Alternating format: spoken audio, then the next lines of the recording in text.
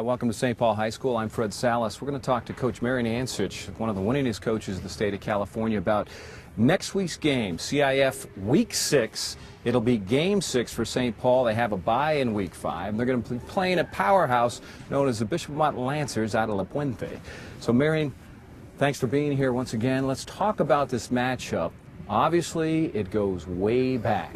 Let's talk about this upcoming week. Well, as you know, Amat, St. Paul was the last game in the Angeles League for eons. That was the game that usually told the league champion or obviously either going to be ranked number 1, 2, or whatever it'd be in the playoffs. So it was a big, big game, and it was ungodly rivalry. Full house, everything, and it was intense all the way to the end. And, I don't know that our guys now in this era, and even theirs, are really aware of the St. Paul Amat series and the competition level that was at.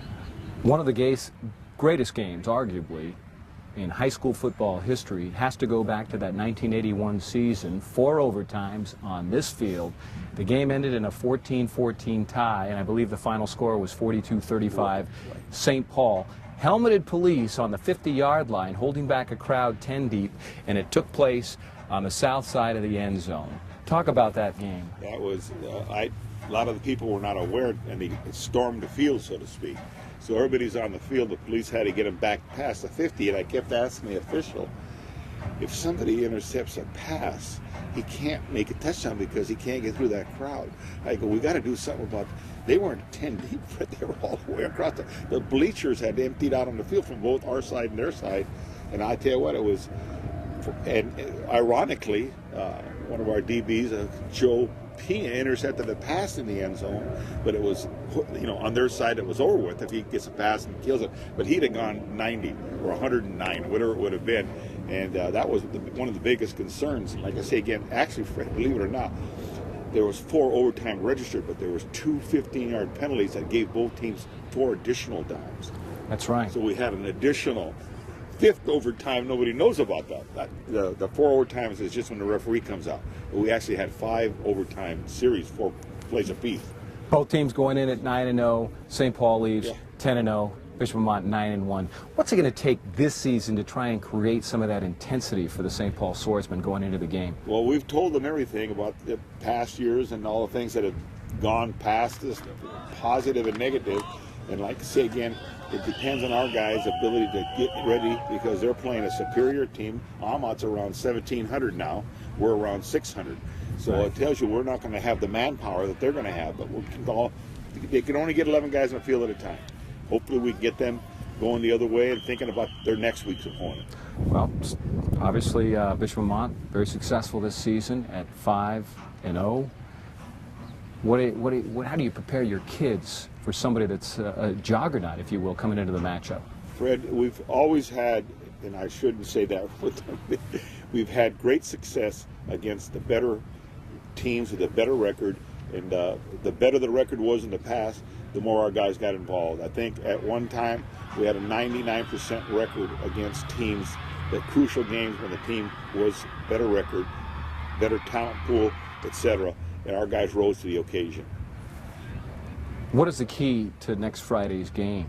Our ability to hold the football away, keep them from getting it, because they've got half a dozen guys that run better than 4 or 5, and I don't think we can run with them, so we have to keep them with the football as little as possible. Well, you look at the St. Paul team you're fielding on Friday nights. In the previous 4 games, we've seen a lot of mistakes that have beaten the team, their own mistakes, unforced errors, so to speak.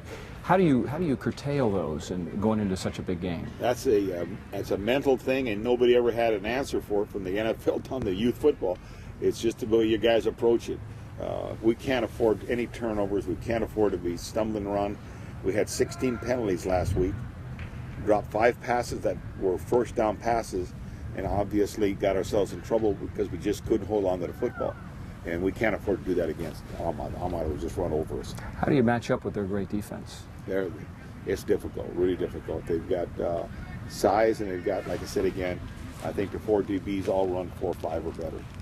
And defensively, what are you going to do to stop their offense? Who's their go-to guy? Who are we going to be looking for coming out of their backfield? Well, they've got 3 or 4 backs that are really outstanding running backs, and When they get in what they call a triple I, 3 guys lined up behind each other and they squeeze it in, they hand it to that one guy. Well, we got to tighten that up, or we got to get underneath them and keep them from moving the football because they got some size up front. The one tackle is 6'7", the other guy is 6'6", and obviously they're physically big. How important is this game, and what will it do for the confidence of the team and the program if you were to beat the Lancers here next Friday? If we could beat Bishop Amat, it would reopen everybody's eyes. The alumni, the area, the guys we're competing against, and plus hopefully those 8th grade kids that we're trying to get in here. Yes, yes. All right, well, good luck next week, Coach. Thank you for your time, and all the best to you. Okay, Fred, thank you. Once again, we've been talking with head coach Marion Ansich about the upcoming game, Week 6 of the CIF season. St. Paul Swordsmen hosting the Bishop Amat Lancers. I'm Fred Salas. Thanks for joining us. We'll see you again.